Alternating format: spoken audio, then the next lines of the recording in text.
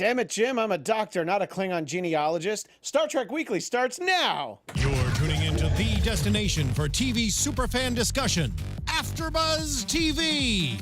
And now, let the buzz begin. Oh, that's right. Now that's a theme song. You know, the Star Trek Discovery theme song. I think I might put that on if I want to help my son fall asleep for a nap. Welcome to Star Trek Weekly. I'm Christian Bladt at Christian DMZ across most social media, but not Snapchat because I don't understand it, but Twitter and Instagram.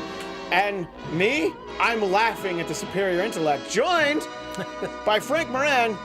At Happy Go Jackie? That is correct, sir. All right. Yes. And Kari is well, she's still down on the holodeck. There was a Dixon Hill story she was really wrapped up in. She didn't want to put it on pause, and we said, you know what? You stay down there, and I'm sure we'll see her next week. Yeah, absolutely. I mean, it's tough once you get going on a holodeck adventure. You don't want to just stop it. You got to finish it through. And there's a long waiting list. Yeah. You know, I always wonder, you know, if the sort of how low down on the crew can you be to actually use the holodeck, you know? I mean, yeah, it's like some like ensign kind of coming through. Like there's probably like, you know, off hours in the middle of the night, but there's still a waiting list that's, you know, 4 months long. Anyway, welcome to Star Trek Weekly. How long do you think the waiting list is for the holodeck? Let us know in the chat if and Steve, if you're able to open up the chat and let us know. There was a lot of chatter on last week's premiere episode of our show, and also some great comments that were left afterwards, which we'll get to a little bit.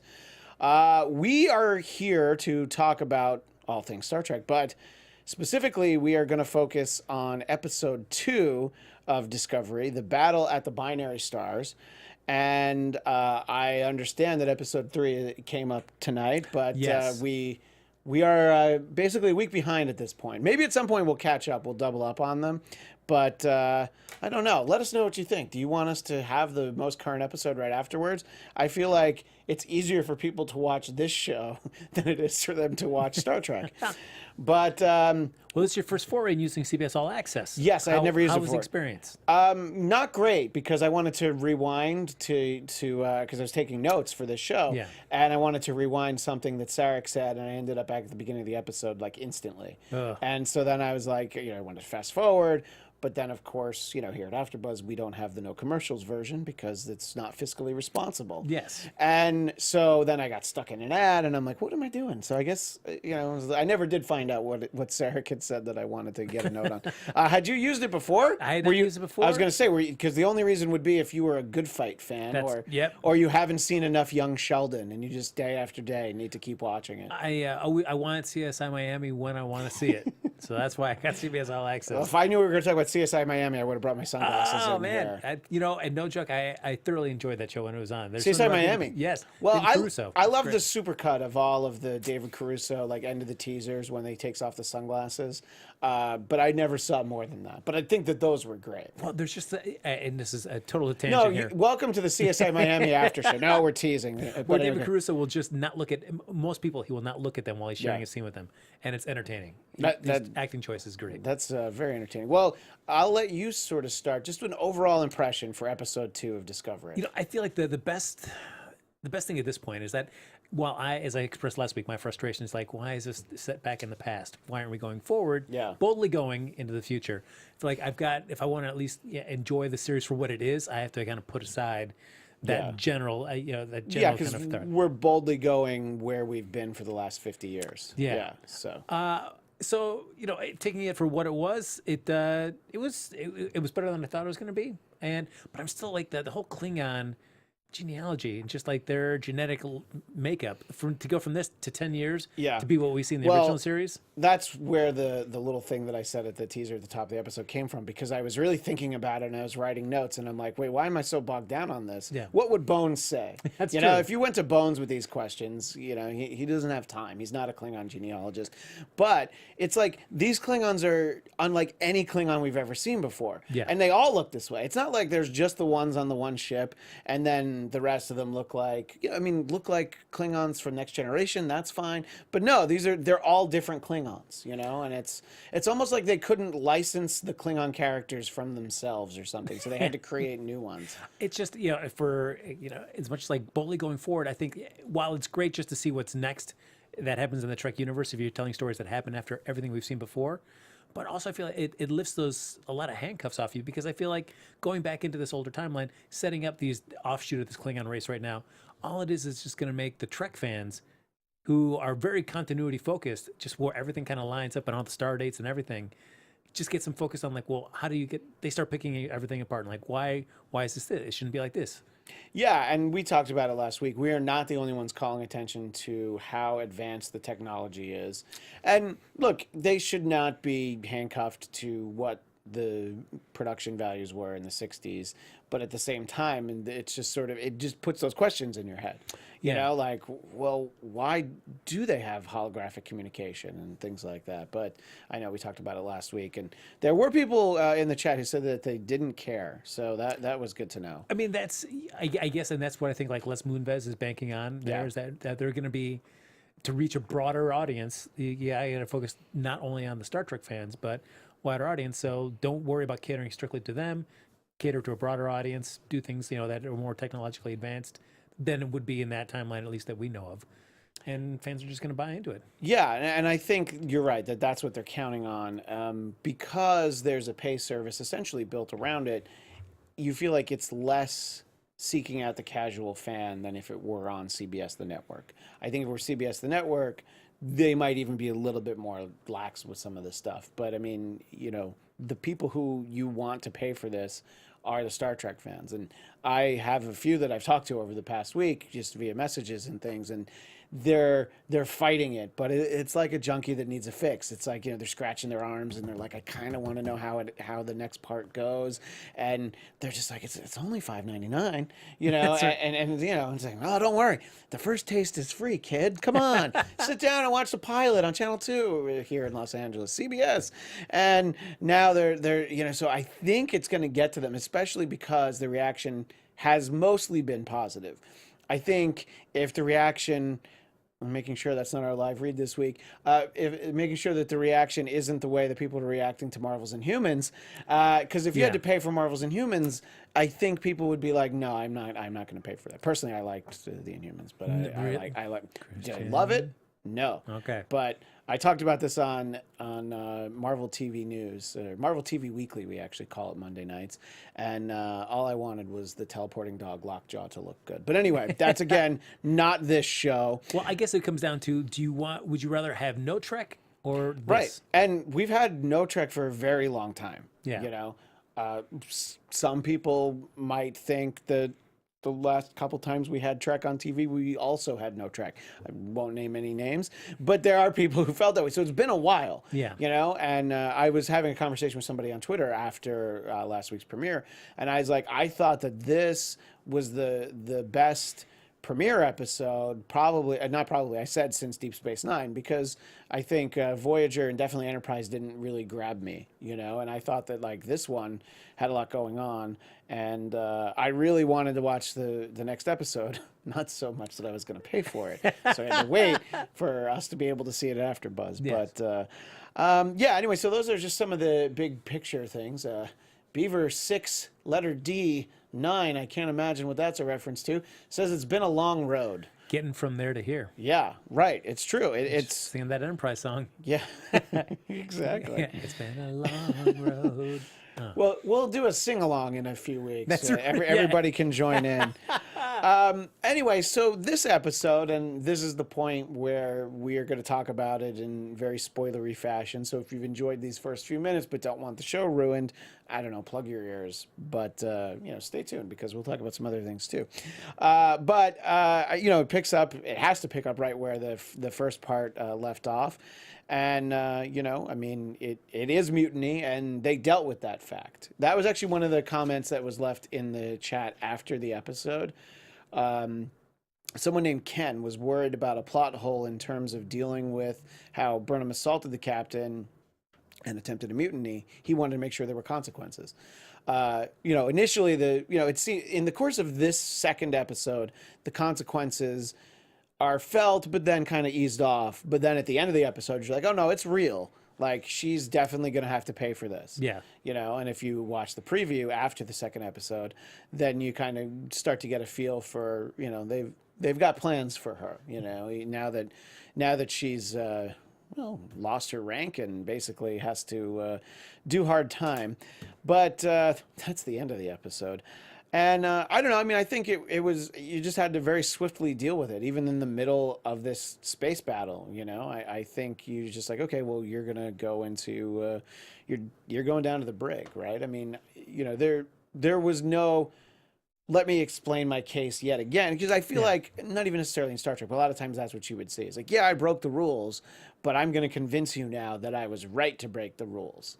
And you know, she did listen to Burnham, but at the same time, she's like, yeah, and you're going to go down to the brig. So no, I did like that it was just like a strict, like, this was military. This chain of command, you broke it, you gotta go. In our last comment on the YouTube post for our last episode, Rick M said that this isn't the first time a first officer mutinied against the captain, pointing out Mr. Spock did it in the Menagerie. Little different circumstance, but at the same time, he did get away with it. You know, it's like, oh, Spock. You know, because what couldn't Spock do with that, you know? Yeah, I feel like mutinies can be forgiven if the end result is positive for everybody. Yeah, and then this one, you know, ended up in what, like half the fleet being destroyed, or at least half of the ships that showed up there, and there was a lot of bloodshed, and I don't know. I mean, you can't really blame that on her. No, you can't. But it's just like you're in a situation where it's like, yeah. So you know, actually, I guess that would have been more likely. You could have just forgotten the whole thing because you're like, well, we have real problems here.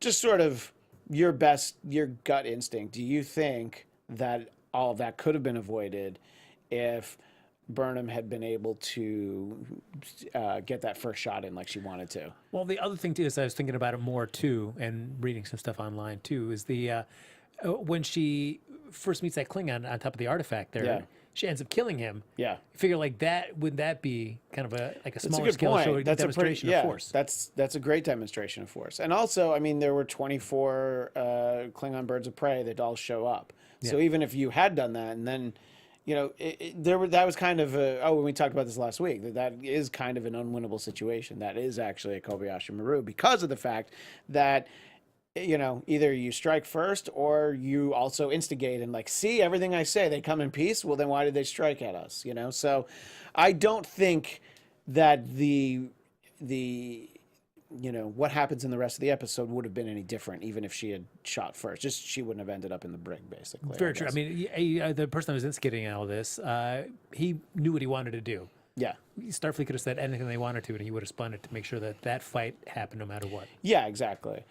So, you know, that all happens. Burnham gets relieved of duty and sent down to the brig. And when I watched the episode, and we were alluding to it, I did watch the opening again. And no. It's just painful. It's like so long and drawn out. It's boring, and it's almost like, in a way, it's like too grandiose. It's like very pompous. It is. Know? And although I wanted to point out that Diane Pfeiffer, she likes the opening, says it's a nice homage to Star Trek without being too obvious. To me, it's obviously very bad, but I appreciate the fact that she liked it. And that's another thing about CBS All Access. If I could just jump ahead of the theme song, I would. Because the only time I get excited about that is at the end where they kick in the old familiar theme. And you're like, ooh, and then it's over. You're like, oh, all right. Exactly. So that brings us to the actual the meat of the episode, which, by the way, this episode was only 40 minutes. I was a little like, it was surprising. I'm really glad I didn't pay for that, because I know it's a whole month, but the first episode was practically an hour. And I'll be curious to see if they're going to stick more to this 40 or closer to an hour. I mean, you know, your Netflix shows, sometimes they're 53 minutes, sometimes they're 42 minutes, sometimes, you know, they're like an hour, 1 minute, but I don't know. I wonder what we're going to get. Are we going to always get 40 minutes? It's less than a network drama. Yeah. But anyway, so there was a line early on where Takuvma, I'm going to assume is how we say his name, but I need to brush up on my Klingon for doing this show. And, you know, Let us know if you want a whole episode in Klingon. I don't mean we're going to do it. Just let us know if you want it. It's a lot of work. But so he said something that I thought was great because, when he's addressing everyone, he's basically chastising them, No one talks about their duty or their honor. So, like, this is a guy who knows how to kind of gut punch other Klingons. He was really good. There's the one guy who, obviously he didn't win over. And he expected that everybody was going to fall in line. And they're like, no, let's listen to what he has to say. I kind of like it. I don't know. I think that it was a nice touch. And, it was a lot of reading, which, is, again, something you don't usually see on network TV, that you have to read quite so much. But I don't know. What did you think about the way he addressed the 24 different houses? It was interesting, but also even from last week's episode and this week, for some reason, I don't know, like listening to the Klingon here, it just does not sound as good as like I'm thinking like Next Generation or even like Star Trek 3. Christopher Lloyd. Yeah. One of the best Klingons of all time was Christopher Lloyd. Yeah, it's just like I feel like anybody doing the language it just doesn't have that kind of lyrical. Well, I think because now they're at a point where the Klingon language is so developed that there are actually universities that have elective courses on it. So I guess there is a language, and now they stick to it. Whereas maybe at one point it was a little like, oh, these sounds put together would sound really cool. Yeah. Although not that I'm doubting that Doc Brown didn't learn Klingon for his role in he's Spock. Yeah. Yeah, I mean, he's a genius. But that's a good point. I didn't really think about it because I was so fixated on, because I was reading the closed captioning, and I'm trying to take notes at the same time, so I can't like look down because so I didn't really think about it. But now that you say it, it's like, yeah, it's not as powerful as Klingon usually sounds. But I did like that. I did like that it wasn't so easy for him that the other 23 houses where you're going to fold right back in and say, yep, we're hitching our wagon to your train. That there was that one person that's like, whoa, no, you're going to pay. I'm out. I'm going to come and get you. I did like that there at least was one voice, but it only kind of made me a little disappointed by the ending of the episode because I would have liked to seen that confrontation happen again, like those two kind of butting heads further in this season. Yeah, and I think that, I was reading some things online that, we're not sure if the captain died or if T'Kuvma, it seemed a lot more likely. The captain, we saw her get stabbed, but we didn't actually see her die. I can assume she's dead, but I guess in the world of Star Trek in particular, but also in science fiction, there's a lot of ways that people can, have artificial hearts and things, But I wonder if we have seen the last of them. I think it's a little disingenuous to the story of this episode if we see either of them alive again. But true. I suppose it's not impossible. I was kind of reading something that made me think like, oh yeah, we might see them again. But it was interesting that I guess, and maybe because this is more like the earlier versions of the transporter, where they said we can't transport a dead body. It's got to have a life sign for us to transport. Yeah, I did. That was one of those things too that I was thinking about it when they said it, and I'm like, oh, I guess they do establish earlier in the episode that this ship uses the janky transporter that we know doesn't work that well, but so that is a good point that they couldn't lock onto her. So obviously if she was alive, they could have locked onto her. One of the other things that he said, though, that I thought was interesting, and believe me, I don't want to get bogged down in a political conversation. That's why I do the Trump Report Tuesdays at 7 at AfterBuzz. But there was this point that T'Kuvma was making to the other houses is that look at Starfleet and, they have those disgusting Andorans, next to Vulcans and humans and all of that. And they come to attack our individuality. And that does definitely echo things that you might hear in the news. And I wonder how much they were influenced by that when they were sort of putting that argument together. It's like, yeah, look, they're trying to basically have this hodgepodge sort of, melting pot of different societies, and we're Klingons. We don't want to be assimilated. And true, but I always felt like I could understand that, but then I also feel like the Federation and Starfleet, I mean, they're not going to assimilate a civilization can become as involved or not. Yeah. They could choose to not want to be in the Federation and step aside and not be involved with it. And the Federation's not going to attack and force them to change their ways. Right. But I think that it's very easy to sort of whip up the fear mongering amongst the other Klingons. Like, this is what they want. You know, they want one of us on that starship. Now, granted, that doesn't happen until Next Generation, but he doesn't know that. So his point is like, look, you know, aren't you proud to be Klingons? We should basically, as I said last week, get the band back together. You know, we should all like be the Klingon Empire. And I thought, I don't know, I thought it was all very convincing, and I think that I think it seems to be that that's where they went with this. You know, that there's the one holdout, but you know, and the concern was that later in the episode was that T'Kuvma could end up basically, you know, being a martyr, and I feel like we're going to see that, but you know, the next few episodes will reveal that. Yeah, because it just feels like it sets up that the Klingon race is not going to be happy unless they are in constant battle. Yeah. Which, I mean, battle is glory. You know, glory is going to lead you to the next plane. So, yeah.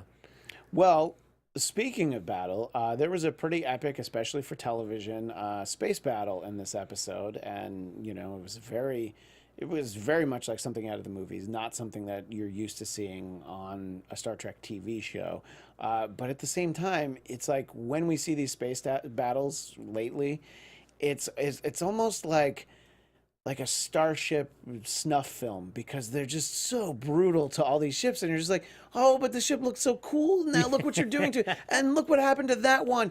And it's just like, man, they're just like, you know, the technology allows them to you know, I mean, when they spoiler alert, when they self-destruct the Enterprise in Star Trek 3, you know, it's a pretty epic and moving thing, but it's not like this, you know, where it's just, you know, the carnage.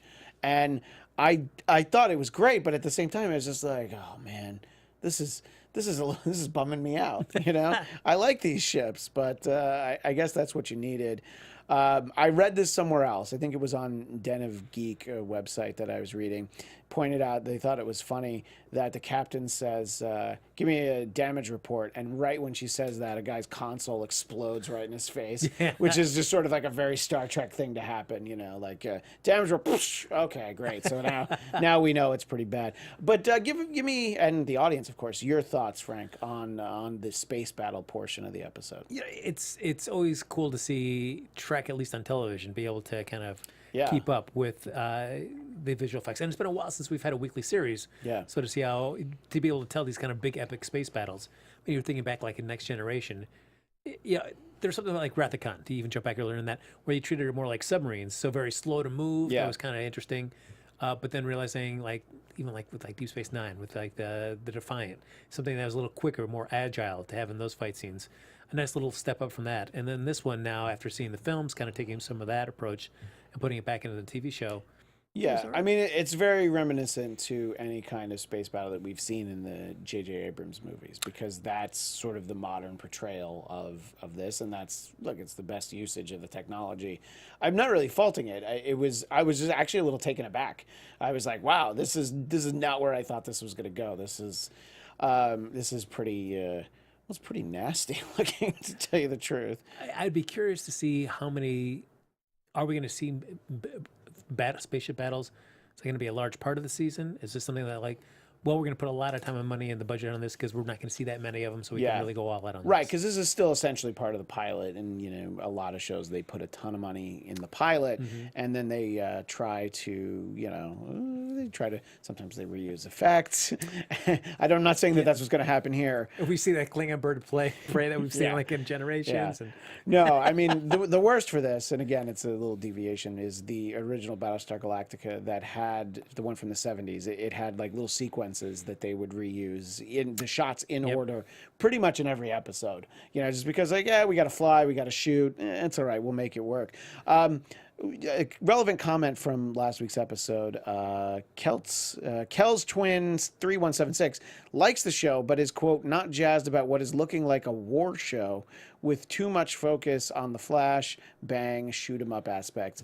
I definitely understand that comment, and I think that's where a lot of Trek fans get, you know, put off by the J.J. Abrams movies and maybe by this show, is that, you know, what I'll jokingly say is that Trek fans, you know, bridle at the fact that something's exciting and fast paced. But that's just me being a dick. What I'm actually saying, though, I do understand that it's just like, well, that's just not the pacing that you're used to from Star Trek. And I found it very entertaining, but I can understand how somebody might be like, well, this is a little much for me. Well, because at least the nice thing, especially if you're looking more like the original series for Next Generation, Yeah. you could have an episode that was a little bit more spaceship battle focused, but that was just one episode. It wasn't doing a lot of longer story arcs. Yeah. So that's only 1 hour. Next hour, they're back doing their exploratory mission. Right, and I think when we've had some more episodes, we'll kind of see, like, is there going to be a space battle in every episode? I'm going to assume no for what we just talked about, budgetary reasons, but also just to kind of mix it up a little bit.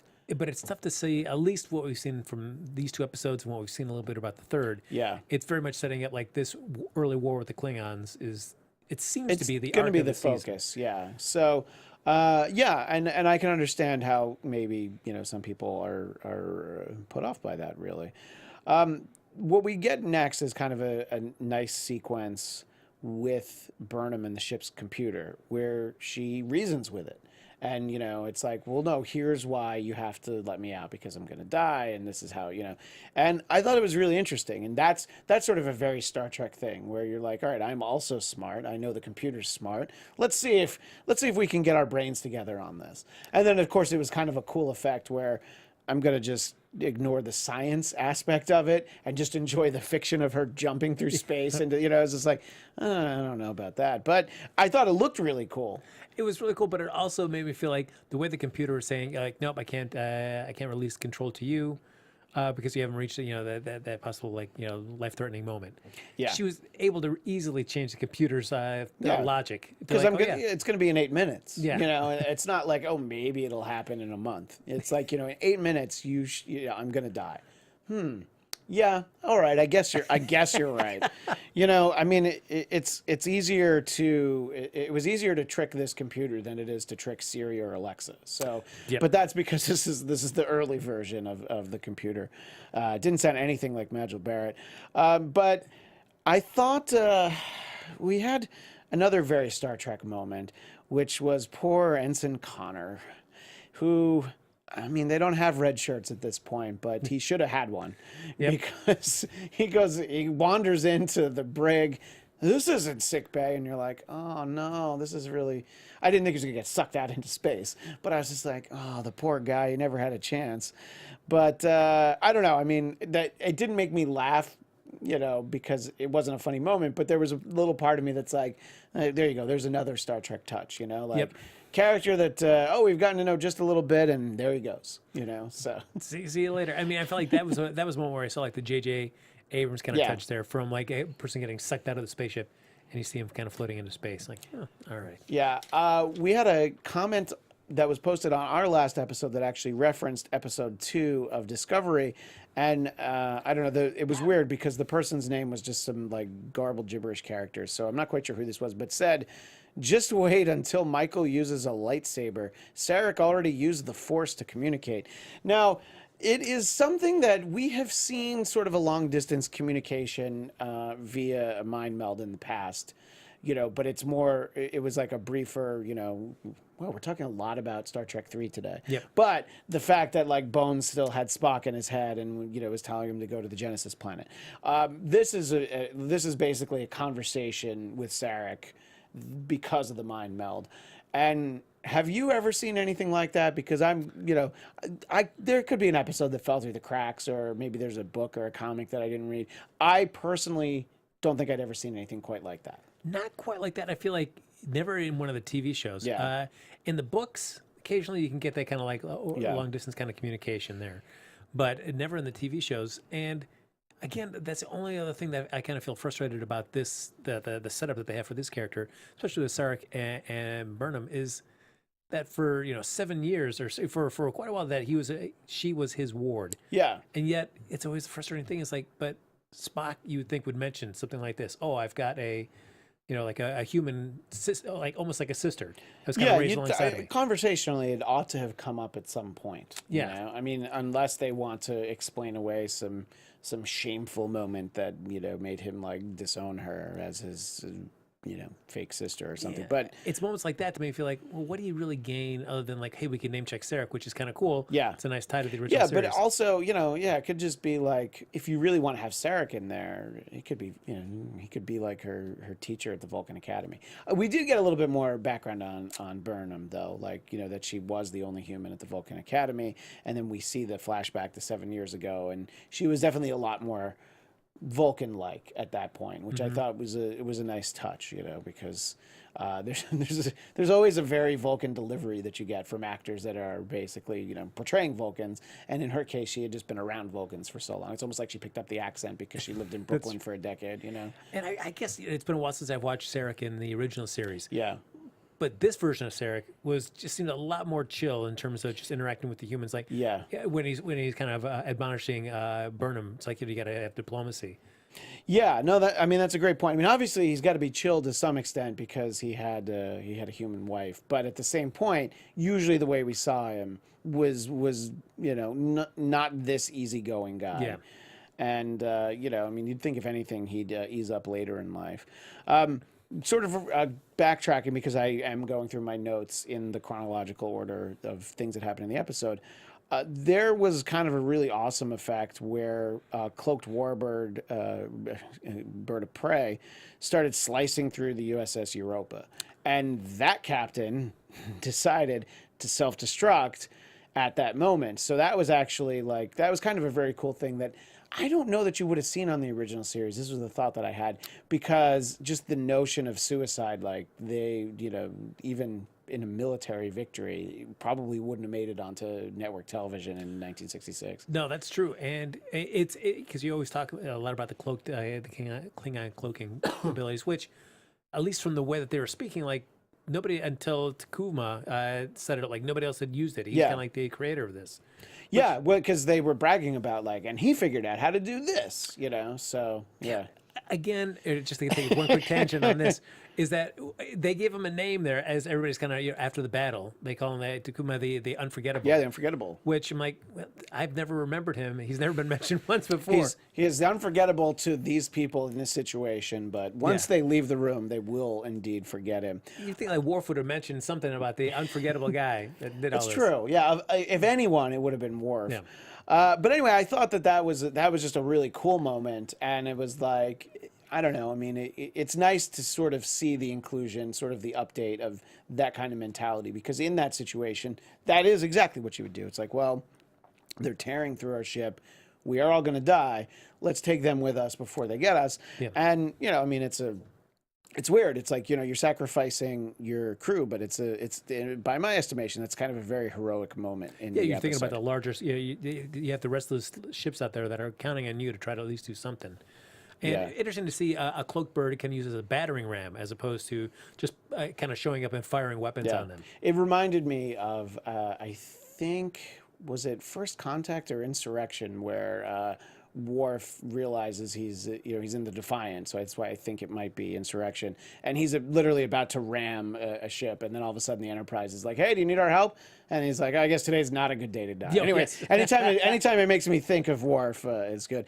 By the way, I only know this because I saw it online, but there was a reference to a previous great battle, a Klingon battle at Donatu 5, which is from my favorite episode, The Trouble with Tribbles, is the other time it was mentioned. So I only saw, I did not remember that from the dialogue of Trouble with Tribbles, even though it's my favorite episode. But I love stuff like that. Yeah. Like little Easter eggs that, it's like Easter eggs that somebody had to show me where the Easter egg was. It's like my son's 2, so if I want him to get an Easter egg, I have to look at the Easter egg, pick it up. But, so, that's all right. I still got the Easter egg, Let's talk a little bit about sort of the plan for, the idea was take Takuma as a prisoner so that he can't become a martyr, which we referenced earlier, which made sense. And obviously the captain heard that and was like, all right, yeah, that actually makes sense.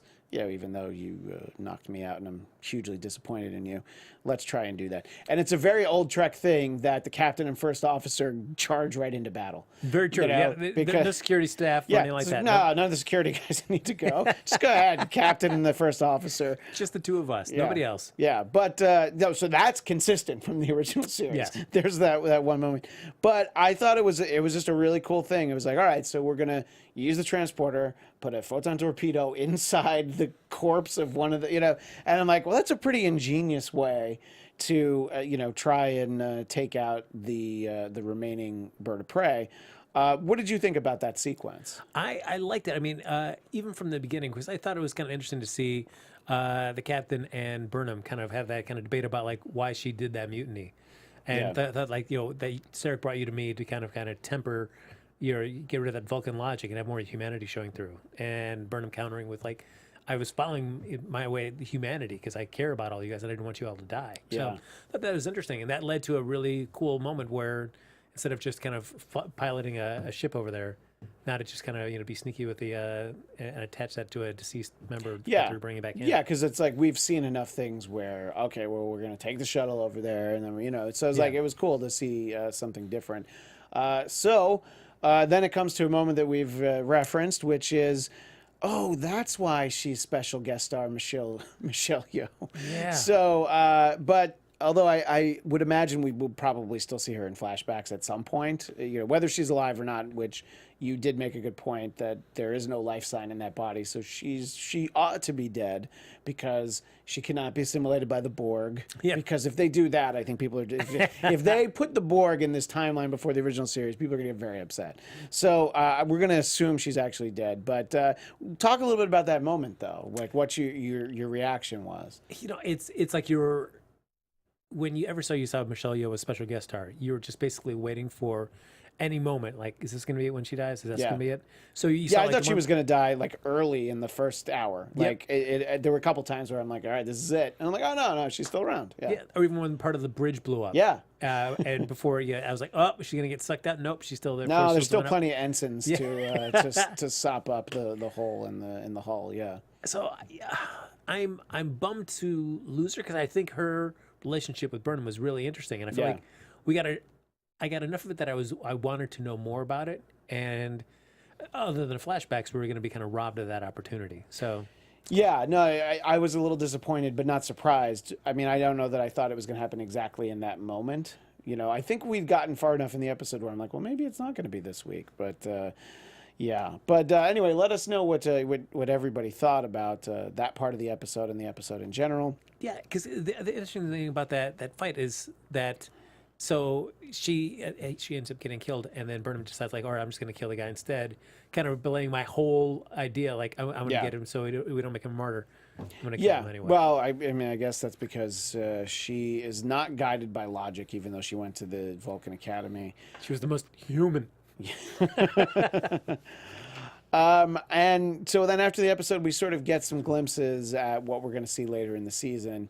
And I was reminded about something that I read, and it'll be a light spoiler, but there is a character from the original series that we will see later, and that person is in the little trailer that was at the end of the episode. Yes. And I was like, oh, right, he's that person. So you must be mad. So she is put on trial for everything at the end of the episode, and then she gets incarcerated at the end of it. I feel like certainly she tried to stage a mutiny, so I can understand that. But I feel like they're pinning everything else on her too. I feel like that was a lot they were pinning on her. Certainly, the death of the captain, not really on her. Yeah. The whole battle. No, the not really on captain her. chose to follow her advice and like, yes, let's follow this course of action, and they weren't successful. Yeah, but I guess that it's easy to trace sort of all the dominoes that fell back to her. Even though, as we just said a little earlier in this episode of our show, that all of that would have likely happened regardless of whether or not she was a mutineer. But I don't know. I mean, it was fun. It was interesting. The question for everybody watching, though, is maybe you used your 1 week of free CBS All Access to see the second part. have you been convinced by the first two, or in some cases, maybe people have seen the third episode as we're talking to them right now? Have you been convinced to actually buy CBS All Access? Now, we do have some international viewers to our show, Star Trek Weekly on AfterBuzz, and fortunately for places like the UK, and my friend Brad, who lives in Australia, let me know, it's on Netflix there, but only comes one episode a week. So, you know, it's already included. So for them, they don't have to spend anything extra. But, well, you know what? Maybe they don't have Netflix already. Would this, what you've seen so far, is it going to convince you to pay for Star Trek? It was a little something that I asked in the chat after last week's episode. Kind of got mixed bag of answers on that. It's tough because Netflix is an easy thing to Yeah, actually go buy. because you get so much. Yeah. I mean, you know, you can get BoJack Horseman and Daredevil. Come on, that's all you need. And I know that there's, and you even mentioned this last week too, like a record number of people subscribing to CBS All Access after the pilot. I would be curious to see what the numbers are like once the season ends. Yeah, like when, or there'll be a break after the seventh episode. So how many people, put the subscription on hold? Yep. I think that might be what we're doing here at AfterBuzz. May have been asked to provide that reminder after episode 7 by someone who writes the checks. But anyway, so it'll be interesting, and that's what we really want to know, and something that we can dive into more in the future. But something that we do need to talk about now is how book clubs are back in action, and so are many other fall activities. Audiobooks are the perfect complement to your busy schedule since you can listen while you do other things. Multitasking at its best. You won't be unprepared for book club again. If you're looking for a new book club pick, try the audiobook version. By listening to the story, your group conversation can go to a whole new level. For instance, discuss how the voice of the narrator impacted the story. Listen to new releases such as My Absolute Darling, a debut novel that has been getting rave reviews, The Girl Who Takes an Eye for an Eye, new in the Elizabeth Salander series, which last week is when I should have looked up how to say Salander or Salander, or A Column of Fire, which is the new Ken Follett, and another word I should have looked up, and enjoy a whole new book club experience. So anyway, those books are The Girl Who Takes an Eye for an Eye, new in the Elizabeth Salander series, or A Column of Fire, new by Ken Follett. And you can visit tryaudiobooks.com/podcast for book club suggestions, discussion questions, and a free full download of an audiobook for your whole book club to listen to. Penguin Random House Audio is the premier award-winning audiobook publisher, 13 Grammy Awards, 69 Audie Awards, and 15 Odyssey Awards. Penguin Random House Audio is dedicated to producing top-quality fiction and nonfiction audiobooks written and read by the best in the business, including none other than William Shatner. Now, Frank, you and I talked about this last week, and when I saw that our friends at audiobooks, or tryaudiobooks.com/podcast, were going to be with us, I wanted to actually pull the audio of the famous recording session with none other than Kirk himself. No, I'm not talking about Chris Pine. I'm talking about William Shatner. And so please, Steve in the booth, don't sabotage the system. Please play the audio here. Spock, restore the atmosphere. Spock, sabotage the system. I wish I knew what to do. Observations, Mr. Spock. Okay, can we have line 193 again with sabotage, pronounced sabotage? I don't say sabotage. You say sabotage. I say sabotage. And now we have a moment from the original series. Listen to how he says the word sabotage.